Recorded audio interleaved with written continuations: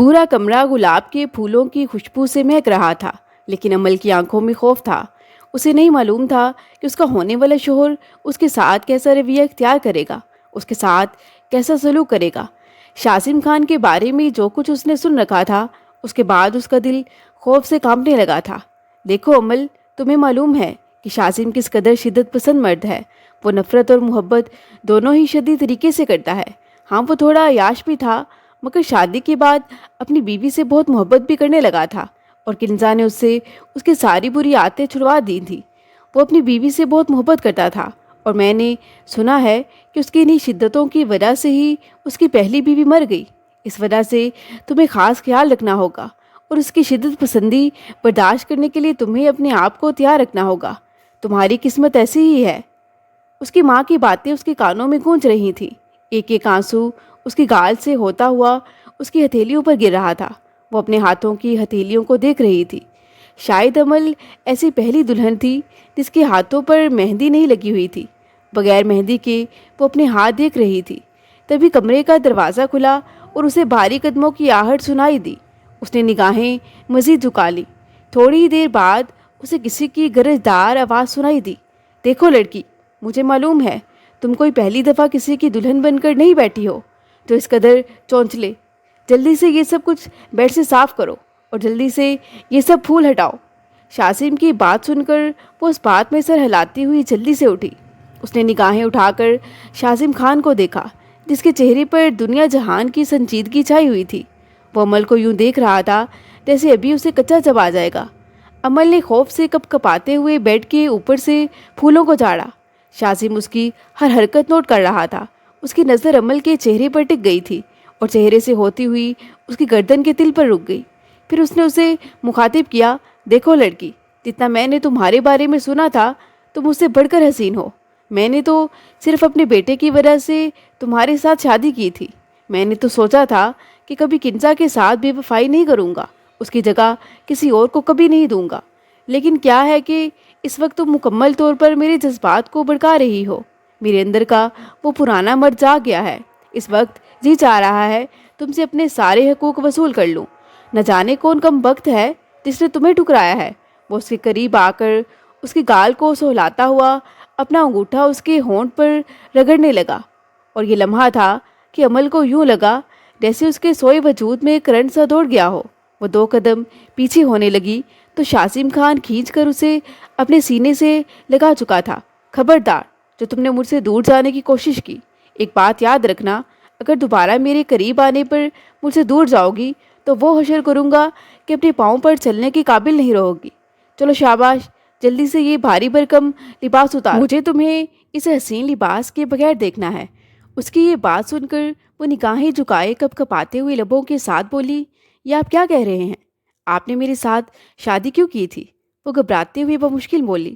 اس کی یہ بات سن کر شاسم خان کو مزید غصہ آ گیا۔ دیکھو، اس وقت تم شاسم خان کے سامنے کھڑی ہو، اور شاسم خان اصولوں کے معاملے میں ایسا ہے کہ کسی اصول کی خلاف ورزی پر بخشتا بھی بالکل نہیں ہے۔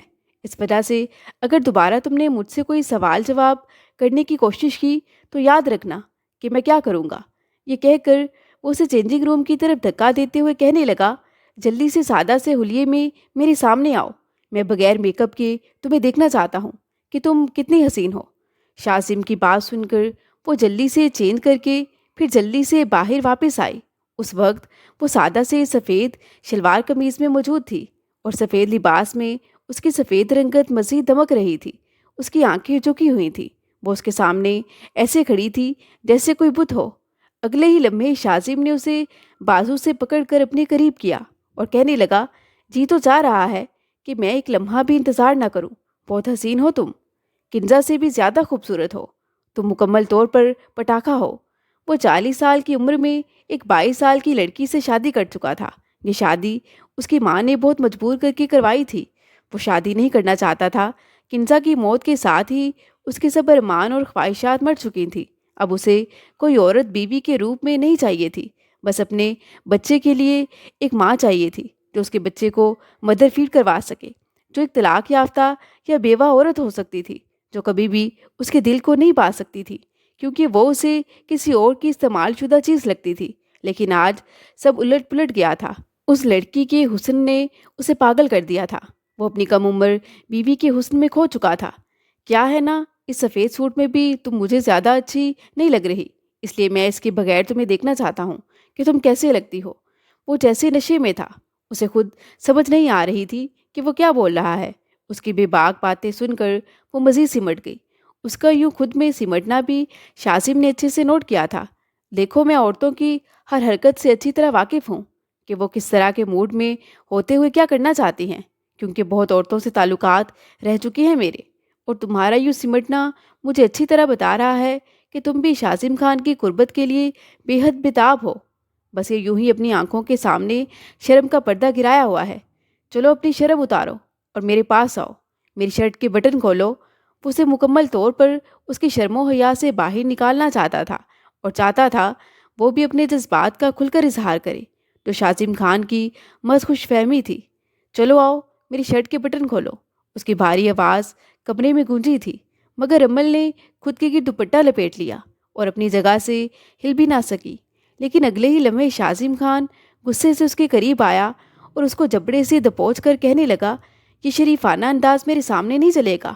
میں اچھی طرح جانتا ہوں تمہارا شوہر تمہیں طلاق دے چکا ہے، تو ضرور تم نے ایسا کچھ کیا ہوگا نا جس کی وجہ سے اتنی حسین بیوی کو اس نے طلاق دے دی، ورنہ کون کمبخت اتنی حسین بیوی کو طلاق دیتا ہے؟ ویسے تو میں کسی کا جھوٹا برداشت نہیں کرتا، اور نہ ہی تم جیسی بدکردار سے شادی کرنا چاہتا تھا۔ تمہیں پہلے بھی بتایا نا کہ اپنے بیٹے کے لیے تم سے شادی کی تھی۔ میرے لیے لڑکیوں کی کمی نہیں ہے، لڑکیاں شاسم کے ساتھ وقت گزارنے کے لیے ترستی ہیں، لیکن مجھے تم جیسی لڑکی سے ہی شادی کرنا تھی، کیونکہ کنواری لڑکی میرے بیٹے کو دودھ نہیں پلا سکتی تھی۔ لیکن تمہیں دیکھ کر اب میرا تمہیں چھونے کو دل کر رہا ہے۔ شاسم خان اس کا امتحان لے رہا تھا، اور وہ ضبط کیے ہوئے کھڑی ہوئی تھی، آنسو کنٹرول کرنے کی کوشش میں تھی۔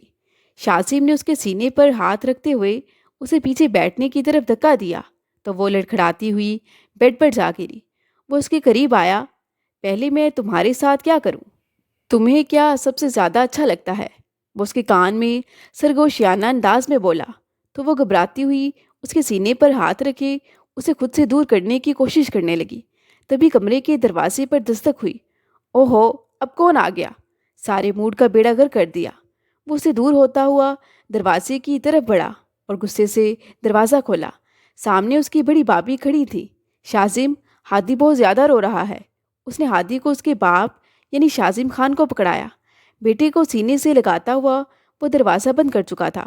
تھوڑی ہی دیر بعد ظالم اور سنجیدہ نظر آنے والا شخص اس وقت اپنے بیٹے کو سینے سے لگائے ہوئے مسکراتے ہوئے اس کے ساتھ باتیں کر رہا تھا۔ امل نے نگاہیں اٹھا کر اس شخص کی طرف دیکھا جو بلا کا حسین تھا۔ اس کی گہری سیاہ آنکھیں، سرخ و سفید رنگت، پیشانی پر بکھرے ہوئے اس کے سیاہ بال، وہ کسی بھی عورت کو پاگل کرنے والا حسن رکھتا تھا۔ لیکن اگر مرد کے اندر اخلاق نہ پایا جاتا ہو تو اس کے حسن کا کیا کرنا؟ یہ سوچتی ہی وہ وہی بیڈ پر بیٹھ گئی۔ اس کی بے باک باتوں اور حرکتوں سے وہ اندازہ لگا چکی تھی کہ وہ واقعی جو اس کے بارے میں سنا تھا بالکل ٹھیک تھا۔ وہ ایک بے باک عیاش قسم کا مرد تھا۔ تھوڑی ہی دیر بعد وہ ہادی کو اس کے پاس لے کر آیا اور کہنے لگا، یہ لو ہماری سہاگ رات کا تحفہ۔ یہ کہہ کر اس نے ہادی کو اس کی گود میں ڈالا۔ امل کے گلے میں آنسوؤں کا پھندا اٹک گیا۔ اس کی قسمت بھی کتنی عجیب تھی۔ پہلے شوہر نے جتنی اذیت اور تکلیف دی تھی وہ ابھی تک وہی نہیں بھولی تھی۔ وہی زخم اس کے وجود پر تازہ تھے کہ پھر سے اس شخص کی اذیت برداشت کرنے کے لیے وہ اس کے پاس آ چکی تھی۔ اس نے ضبط سے اپنی آنکھیں بند کی اور آنسو اندر اتار کر اس معصوم سے بچے کی طرف دیکھا۔ جیسے ہی ہادی کو امل کی گود میں ڈالا تو وہ شدت سے رویا۔ شاسم نے دوبارہ سے اسے اٹھا لیا اور وہ چپ ہو گیا۔ شاسم خان اسے بہت پیار سے باتیں کرنے لگا۔ دیکھو، اب تمہاری ماں آ چکی ہے۔ کتنی محبت سے تمہارا باپ تمہاری ماں کو لایا ہے، اور ابھی تک تم رو رہے ہو؟ شیطان کے بچے، چلو شاباش، ماما کے پاس چلے جاؤ۔ جب نئی ماما کی عادت ہو جائے گی تو پھر تم ٹھیک ہو جاؤ گے۔ وہ بغور اس شخص کی طرف دیکھ رہی تھی جو بہت خوش اخلاقی اور پیار سے اپنے معصوم بچے سے توتلی باتیں کر رہا تھا۔ پہلے والا سخت مرد کہیں بھی نہیں تھا۔ وہ سمجھ نہیں پا رہی تھی کہ اس کا کون سا روپ اصلی ہے۔ وہ انہی سوچوں میں تھی کہ جب شاسم کی باتوں سے چونکی، اور بہت جلد تمہارے چھوٹے چھوٹے بھائی بہن بھی آ جائیں گے نا، پھر تم اتنا تنگ نہیں کرو گے۔ وہ مسکراتے ہوئے نظریں چرا کر امل کو دیکھتے ہوئے ہادی کے ساتھ باتیں کر رہا تھا۔ بہن بھائیوں کی بات سن کر تو امل کا مزید چہرہ جھک گیا۔ ایک دم اس کے ذہن میں اپنی بہن کی باتیں گھومنے لگی۔ امل میری بات سنو، شاسم تمہارے ساتھ اس وجہ سے شادی کرنا چاہتا ہے کہ اسے اپنے بیٹے کے لیے ایک مدر فیڈ کروانے والی عورت چاہیے، اور تم بھی تو اب دوبارہ کسی بھی مرد کے ساتھ ویسی زندگی نہیں گزارنا چاہتی جیسے تم اپنے پہلے والے شوہر کے ساتھ گزار چکی ہو۔ اسے صرف اپنے بچے کی ماں چاہیے، نہ اسے اولاد چاہیے اور نہ کچھ اور۔ اس نے واضح طور پر میرے ساتھ یہ بات کی ہے کہ اسے صرف ایک ایسی عورت چاہیے جو اس کے بچے کا خیال رکھے، اس کے بچے کو ماں بن کر پالے۔ صرف تمہیں اتنا ہی کرنا ہے، اس کو عورتوں کی کوئی کمی نہیں ہے، اور تمہارے لیے بہتر ہے تم اسے شادی کر لو۔ یہاں بیٹھ کر بھابھیوں کے تانے سننے سے سرتی کرتی رہتی ہو۔ نہ جانے کیا کچھ بہانے گاڑ کر اس کی شادی کر دی گئی تھی۔ کتنا بڑا جھوٹ اسے بولا گیا تھا کہ لڑکے کے سامنے یہ شرط رکھ دی گئی ہے کہ امل اسے بیوی ہونے کا کوئی حق نہیں دے گی، بلکہ صرف اس کے بچے کو پالے گی۔ لیکن اب اس ظالم شخص کو دیکھ کر امل ٹوٹ سی گئی تھی۔ ایک دفعہ پھر اسے اپنا ماضی اپنی آنکھوں کے سامنے گھومتا ہوا نظر آنے لگا۔ اگر 5 منٹ سے پہلے تم نے میرے بیٹے کو چپ نہ کروایا تو اس کی سزا کے لیے تیار رہنا۔ وہ اپنی سوچوں میں تھی جب شاسم خان کی بھاری آواز نے اسے چونکایا، شاباش، اسے بھوک لگی ہے، اور تمہیں پتہ ہی ہوگا کہ بھوک لگے تو بچے کے ساتھ کیا کیا جاتا ہے۔ وہ عجیب انداز میں بولے جا رہا تھا۔ امل نے اس بات میں سر ہلایا۔ اس نے ہادی کو اپنے ہاتھوں میں اٹھایا اور دروازے کی طرف بڑھی۔ شاسم کی آواز پر اس کے قدم وہیں رک گئے۔ یہ تم کہاں جا رہی ہو؟ میں وہ اس کو دودھ دینے، وہ لڑکھڑاتی زبان سے بول رہی تھی۔ تو اس کے لیے تمہیں باہر جانے کی کیا ضرورت؟ ادھر بھی یہ ہو سکتا ہے نا؟ چلو شاباش، ادھر بیٹھو، اور میرے بیٹے کو بھوک لگی ہے، اس کی بھوک مٹاؤ۔ یہ کہہ کر وہ اسے پاس بٹھا کر اس کی طرف دیکھنے لگا۔ امل نے ضبط سے اپنی آنکھیں بند کر لی۔ دیکھو، میں تمہارا شوہر ہوں، تم میرے سامنے یہ کام کر سکتی ہو، اس میں اتنا سوچنے والی بھلا کیا بات ہے؟ امل کی آنکھوں سے زاروں کی تار آنسو بہنے لگے۔ اسے روتا دیکھ کر شاسم اٹھ کر باہر آ گیا۔ باہر آنے کے بعد شاسم لون میں آ گیا اور نہ جانے کتنی دیر تک لون میں کھڑا سگریٹ پیتا رہا۔ بے بسی سے اس نے اپنی آنکھیں بند کر لی، ہاتھوں کی مٹھیاں بھینچ لی۔ اس وقت جو کچھ بھی اس کے دماغ میں چل رہا تھا وہ ہر چیز کو جھٹکنا چاہتا تھا۔ جب اس کے موبائل پر کال آنے لگی تو سامنے جگمگاتا ہوا نمبر دیکھ کر وہ بیزار ہوا۔ اس وقت وہ اپنی فیملی والوں سے بات نہیں کرنا چاہتا تھا، کسی سے کوئی بات نہیں کرنا چاہتا تھا۔ تقریباً 2 بجے وہ واپس کمرے میں آیا تو امل ہادی کو اپنے ساتھ لٹائے آڑی ترچھی لیٹی سو رہی تھی۔ وہ لڑکی شاسم کے لیے امتحان بنی ہوئی تھی۔ شاسم اس کے ساتھ کسی قسم کا تعلق قائم نہیں کرنا چاہتا تھا۔ اپنی بیوی کے مرنے کے بعد اس نے کبھی کسی اور عورت کے بارے میں سوچا بھی نہیں تھا۔ اس کی بیوی کو مرے ہوئے نہ جانے کتنے ماہ گزر چکے تھے۔ اتنے ماہ میں اس کے اندر کسی قسم کے کوئی جذبات پیدا نہیں ہوئے تھے، لیکن اب اپنے کمرے میں اس لڑکی کو دیکھ کر وہ خود پر کنٹرول نہیں کر پا رہا تھا۔ وہ جس طرح آڑی ترچھی سو رہی تھی، اسے اپنے دوپٹے کی بھی کوئی ہوش نہیں تھی، اور اس کے چھلکتے ہوئے حسن کو دیکھ کر وہ بار بار اپنی نگاہیں چرانے کی کوشش کر رہا تھا۔ اس سے پہلے کہ وہ کسی قسم کی کوئی گستاخی کرتا، اس نے فوراً ہی اپنے بیٹے کو وہاں سے اٹھایا اور اسے لا کر بیبی کوٹ میں لٹاتا امل کے اوپر کمبل اڑانے لگا۔ کمبل اڑانے کے بعد وہ بالکل اس کے قریب چہرہ کیے ہوئے تھا۔ شاسم کا چہرہ امل کے چہرے کے اتنا قریب تھا کہ اس کی سانسوں کی تپش اس کے چہرے پر پڑ رہی تھی۔ شاسم نے اپنے لب مزید اس کے لبوں کے قریب کیے تو امل کی فوراً ہی آنکھ کھل گئی۔ وہ آنکھیں پھاڑ کر شاسم کی آنکھوں میں دیکھ رہی تھی جو بالکل اس کے قریب تھا۔ ان دونوں کی آنکھوں کے درمیان بس تھوڑا ہی فاصلہ تھا۔ وہ فوراً ہی سائڈ پر ہوتی اٹھ کر بیٹھ گئی۔ امل کا دل 120 کی سپیڈ سے دھڑک رہا تھا۔ وہ اپنی دھڑکنیں سنبھالنے کی کوشش کر رہی تھی اور شاسم خان کی طرف دیکھ رہی تھی جس کے چہرے پر اس وقت نرمی چھائی ہوئی تھی اور اس کے جذبات اس کی آنکھوں پر امڑ آئے تھے۔ اس کی آنکھوں میں امل کو چھو لینے کی چمک تھی، اور امل جلدی سے اپنا دوپٹہ اپنے سینے کے ساتھ لگاتی ہوئی پیچھے پیچھے ہونے لگی۔ یہ سب کیا ہے؟ اس کی بات سن کر امل گھبراتے ہوئے بولی، آپ نے بولا تھا نا کہ صرف آپ کو اپنے بچے کا خیال رکھنے کے لیے میرے ساتھ شادی کرنی ہے، لیکن اب آپ میرے پاس کیوں آ رہے ہیں؟ وہ گھبراتے ہوئے بمشکل بولی۔ اس کی بات سن کر شاسم خان کے لبوں پر مسکراہٹ بکھر گئی۔ دیکھو، زیادہ خوش فہمیاں پالنے کی ضرورت نہیں ہے۔ شاسم خان تمہاری قربت کے لیے مرا نہیں چاہ رہا، اور نہ ہی مجھے کسی عورت کی ضرورت ہے۔ نہ ہی میں تمہارے پاس آنا چاہتا ہوں، اس لیے یہ خوش فہمی اپنے دل سے نکال دو کہ مجھے تمہارا وجود چاہیے۔ اٹھو، جا کر صوفے پر سو جاؤ، یہ میرا بیڈ ہے اور یہاں پر میں سونے والا ہوں، تم یہ بیڈ جہیز میں نہیں لے کر آئی۔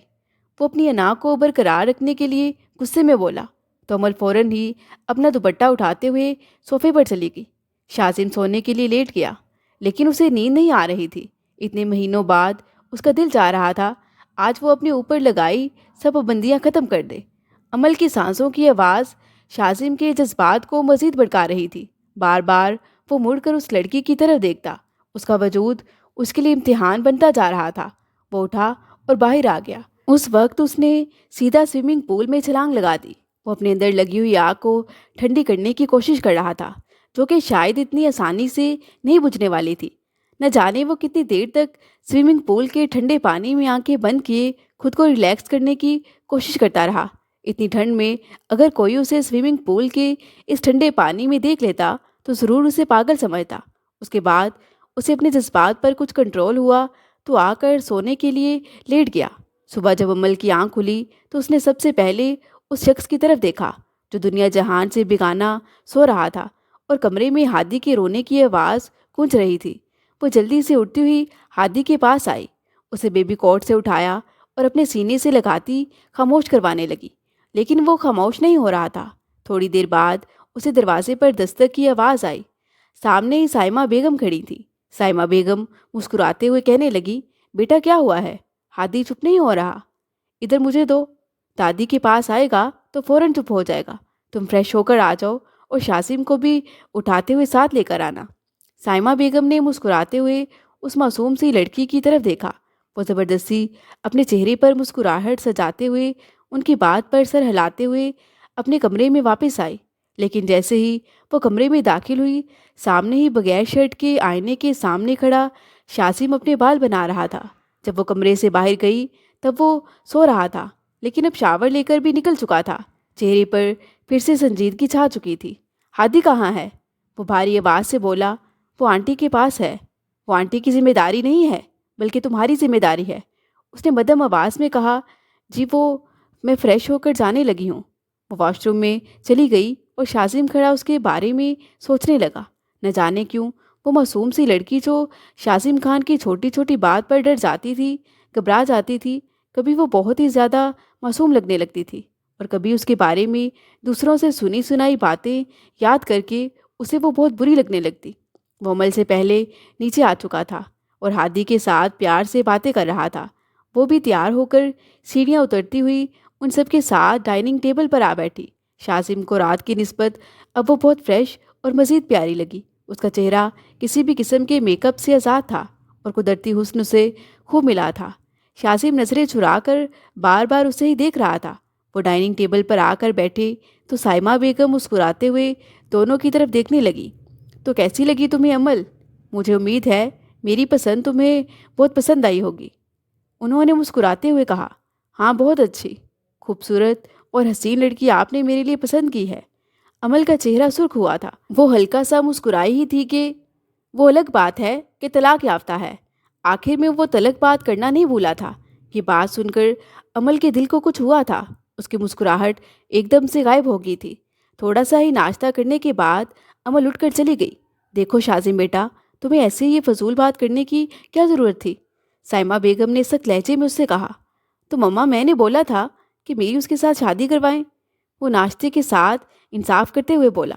دیکھو شازم بیٹا، وہ صرف تمہاری بیٹی کا خیال رکھنے کے لیے اس گھر میں نہیں آئی، وہ تمہاری بیوی بھی ہے، اور مجھے معلوم ہے کل رات تم نے اس کے ساتھ کیسا رویہ اختیار کیا ہوگا، ڈانٹا ہوگا نا؟ ہاتھ تو نہیں اٹھایا؟ وہ غصے میں بولی تو شازم نے چمچ کو پلیٹ میں پھینکتے ہوئے سائمہ بیگم کی طرف دیکھا۔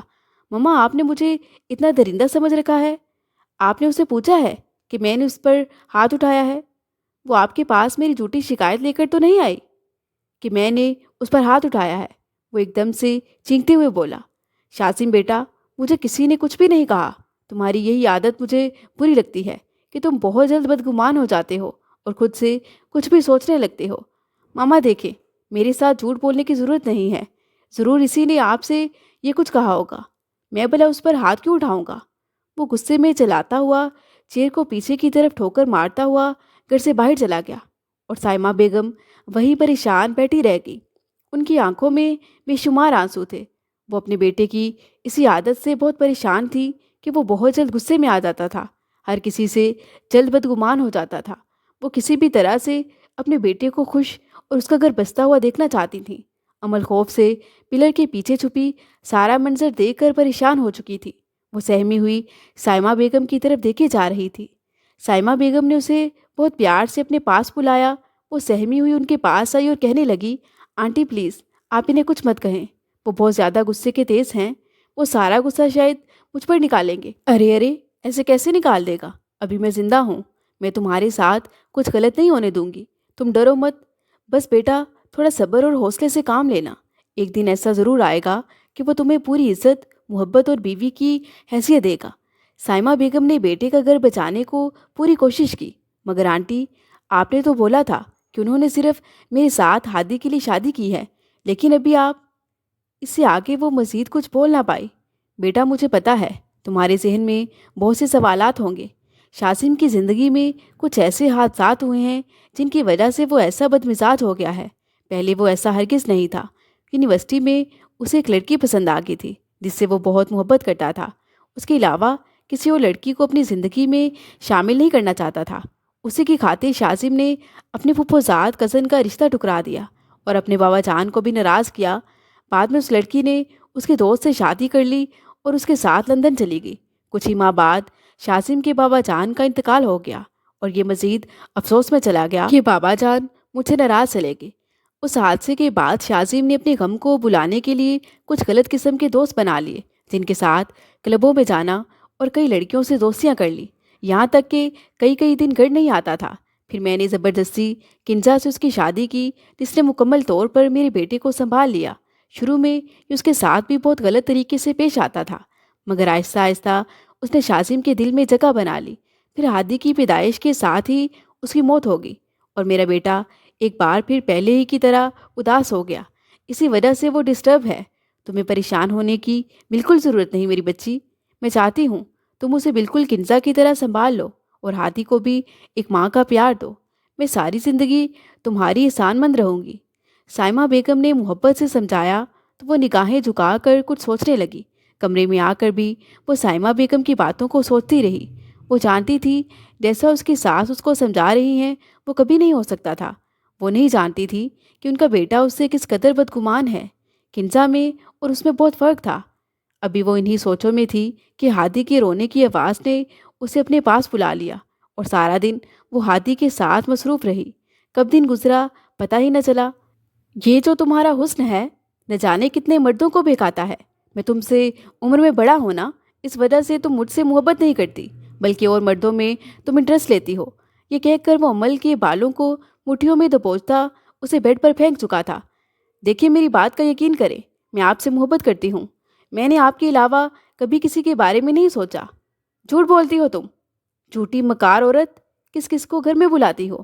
جب میں نہیں ہوتا مجھے معلوم ہے تمہارے وجود پہ نہ جانے کتنے مردوں کی ہوس کے نشانات ہیں۔ اس سے پہلے کہ وہ کچھ اور کہتا عمل نے زوردار تماچا اس کے منہ پر رسید کر دیا۔ خبردار، جو آپ نے میرے کردار کے بارے میں کوئی بات کرنے کی کوشش کی، میں آپ کے ساتھ وفادار ہوں۔ آپ کو اس بات کی سمجھ آ کے کیوں نہیں آتی؟ وہ چلاتے ہوئے بولی تو اس کے شوہر نے اس کو بالوں سے پکڑ کر دیوار میں دے مارا۔ اچانک ہی عمل کی آنکھ کھل گئی۔ اسے وہی خواب ستا رہے تھے کہ جو اس کا پہلا شوہر اس پر ظلم کرتا تھا، اور آج تک وہ اپنے ماضی میں ہوا وہ سب کچھ بھول نہیں پائی تھی۔ اس کے چہرے پر پسینہ آیا ہوا تھا۔ اس نے کمرے میں چاروں طرف دیکھا تو اندھیرا چھایا ہوا تھا۔ دوسری طرف دیکھا تو وہاں پر شاسم نہیں تھا۔ اگر شاسم ہوتا تو ضرور اسے اٹھا کر صوفے پر بھیج دیتا۔ وہ جلدی سے تکیے کو سینے سے لگاتی ہوئی آ کر صوفے پر لیٹ چکی تھی۔ اسے شاسم سے یوں ہی خوف محسوس ہوتا تھا۔ مجھے معلوم ہے شاسم کچھ وقت کے بعد آپ بھی مجھ پر ایسے ہی شک کریں گے، مجھ پر ایسے ہی ہاتھ اٹھائیں گے، ماریں گے، پیٹیں گے۔ طلاق یافتہ عورت کو کبھی بھی معاشرہ قبول نہیں کرتا۔ نہ جانے کیوں لوگ اسے غلط سمجھتے ہوئے منفی کردار سمجھتے ہیں۔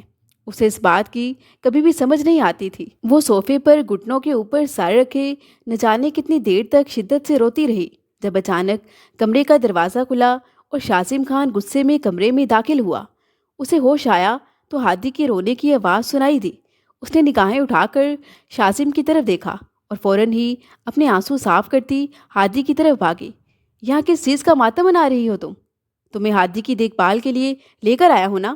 اسے بھوک لگی ہوئی ہے، یا پتہ نہیں کس چیز کے لیے روئے جا رہا ہے، اور تم ہو کہ یہاں اپنا ماتم منا رہی ہو کہ اپنے پہلے والے شوہر کو یاد کر کے رو رہی ہو۔ بہت زیادہ اس کی یاد ستا رہی ہے۔ شاسم غصے میں چلاتے ہوئے بولا تو امل فوراً نگاہیں جھکا کر اسے دور ہوئی اور ہادی کو اپنے سینے سے لگاتی خاموش کروانے لگی۔ تھوڑی ہی دیر بعد ہادی خاموش ہو چکا تھا اور شاسم کا غصہ بھی ٹھنڈا ہو چکا تھا۔ اب اس کی بے باک نگاہیں وہ اپنے وجود پر محسوس کر سکتی تھی۔ اس نے فوراً ہادی کو بیبی کوٹ میں ڈالا اور خود کو دوپٹے میں سمیٹتے صوفے پر لیٹ گئی اور پھر فوراً سونے کی ایکٹنگ کرنے لگی۔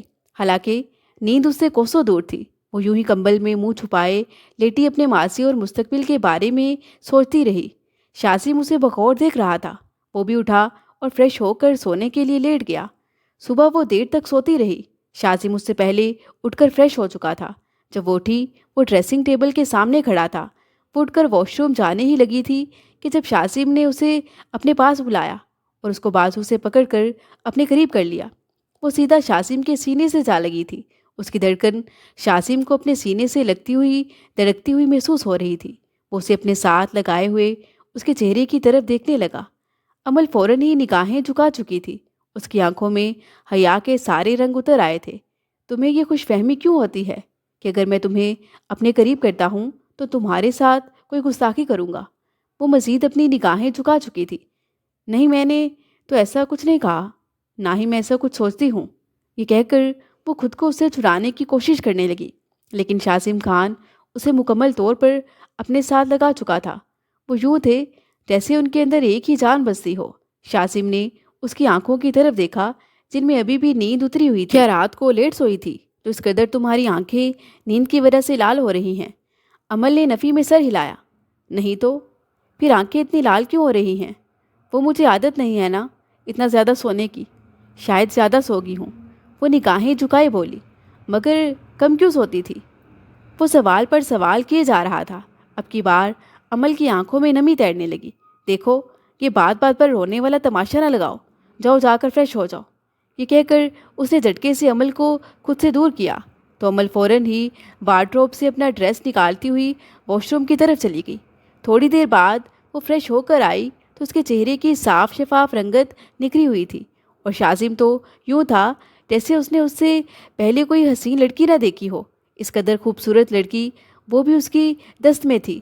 وہ کنزا سے محبت ضرور کرتا تھا مگر وہ اتنی حسین نہیں تھی جس قدر امل حسین تھی۔ وہ تھوڑی ہی دیر بعد شاسم کے پاس آئی اور اسے کہنے لگی، شاسم، یہ پیچھے سے کچھ اٹکا ہوا ہے شاید، دیکھنا پلیز۔ وہ بہت ڈرتے ہوئے اپنی بیک سائڈ شاسم کے سامنے کرتی ہوئی بولی۔ اس کے بال شرٹ کی زپ میں اٹکے ہوئے تھے۔ وہ بالوں کو نکالنے لگا اور بے ساختہ ہی اس کی نگاہیں امل کی بھیگی گردن پر ٹک گئی جہاں پر پانی کے ہلکے ہلکے قطرے گرے ہوئے تھے اور ان پر بال چپکے ہوئے تھے۔ وہ اس کے بالوں کو اس کی گردن سے ہٹانے لگا۔ شاسم کا لمس گردن پر محسوس کرتے ہوئے وہ اسے دور ہونے کی کوشش کرنے لگی۔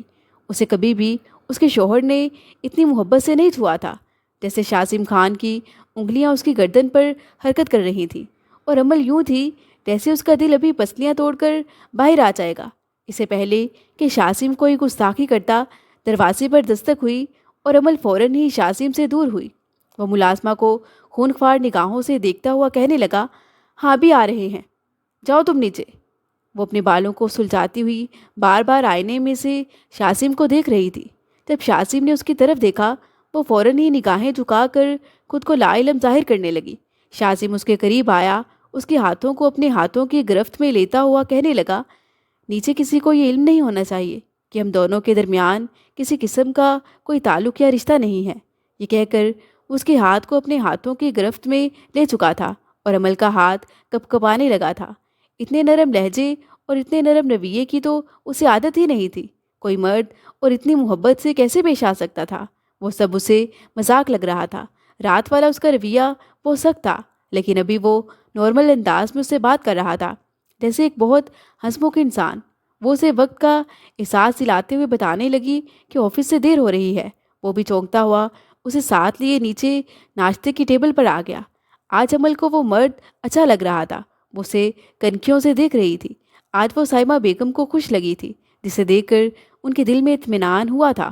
وقت گزرتا جا رہا تھا اور ہادی اس کے ساتھ اٹیچ ہوتا جا رہا تھا۔ شاذم سے زیادہ وہ عمل کے پاس ہی رہتا تھا۔ شاذم صبح کا گیا، رات کو واپس آتا تھا۔ عمل کو بھی اس نے اپنی ماں کے کہنے پر کچھ وقت دے رکھا تھا۔ اب وہ اس کے قریب نہیں جاتا تھا، مگر اسے عمل اچھی لگنے لگی تھی، کیونکہ وہ اس کے بیٹے کو بہت اچھے سے سنبھال رہی تھی۔ اس رات بھی رات کا نہ جانے کون سا پہر تھا، جب شاذم گھر واپس آیا تو بالکل اندھیرا چھایا ہوا تھا۔ اسے بہت زیادہ بھوک لگی ہوئی تھی۔ وہ سیدھا کچن میں گیا تو سامنے ہی سائمہ بیگم کرسی پر بیٹھی چائے پی رہی تھی۔ اس نے حیرت سے سائمہ بیگم کی طرف دیکھا اور بولا، مما، آپ اتنی رات کو یہاں پر کیوں بیٹھی ہیں اور کچھ چائے بنا کر پی رہی ہیں؟ خیریت؟ آپ کسی ملازمہ کو بلا لیتی یا عمل کو بول دیتی۔ اس نے نرمی سے کہا، بیٹا تمہیں کھانا کھانا ہے کیا؟ انہوں نے شاذم کی بات کا جواب دیے بغیر اس سے ہی سوال کر دیا۔ جی مما، وہ عمل کو جا کر بول دیتا ہوں، وہ مجھے نکال دے گی۔ کس حق سے تم عمل کو بولو گے؟ اسے تم نے صرف ایک نوکرانی رکھا ہوا ہے، اس سے زیادہ تم نے اسے کوئی درجہ نہیں دیا ہوا۔ وہ تمہاری بیوی ہے، لیکن اس کی کیا حیثیت ہے یہ میں اچھی طرح جانتی ہوں۔ جتنا بھی تم میرے سامنے اس کے ساتھ اچھا رہو، لیکن جو تکلیف تم اسے دیتے ہو میں اس سے اچھی طرح واقف ہوں۔ انہوں نے اسے ڈانٹا تھا۔ وہ حیران تھا کہ کافی دنوں سے اس نے عمل کو کچھ نہیں کہا تھا، اس کے پاس بھی نہیں گیا تھا، اس سے کوئی فضول بات بھی نہیں کرتا تھا۔ پھر ماں آخر کیوں یہ سب کہہ رہی ہیں؟ اس نے غصے سے کہا کہ آپ کو یہ سب عمل نے کہا ہے؟ میں بھی اس سے پوچھتا ہوں۔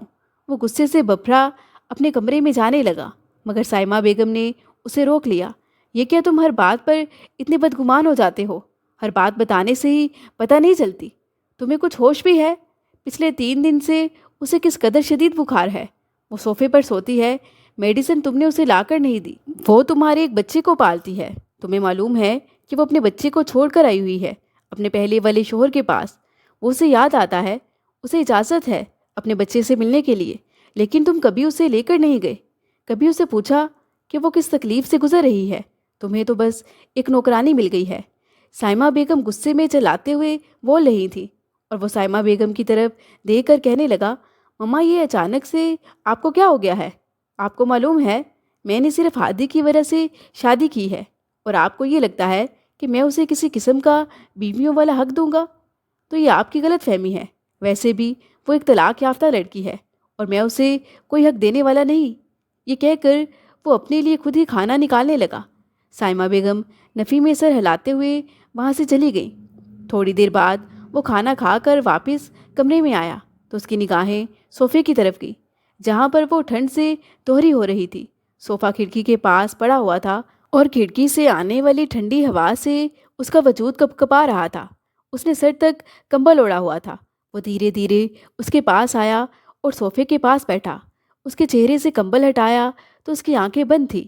سائمہ بیگم کی باتیں اس کے کانوں میں گونجنے لگی کہ اسے بخار تھا۔ یہ سوچتے ہوئے شاذم نے اس کی پیشانی پر ہاتھ رکھا، پھر اس کی پیشانی سے اپنا ہاتھ پیچھے کیا اور اسے اپنے بازوؤں کے حصار میں اٹھاتا ہوا لا کر بیڈ پہ لٹایا۔ وہ اس قدر ٹھنڈ سے کپ کپا رہی تھی کہ فوراً ہی سمٹ گئی تھی۔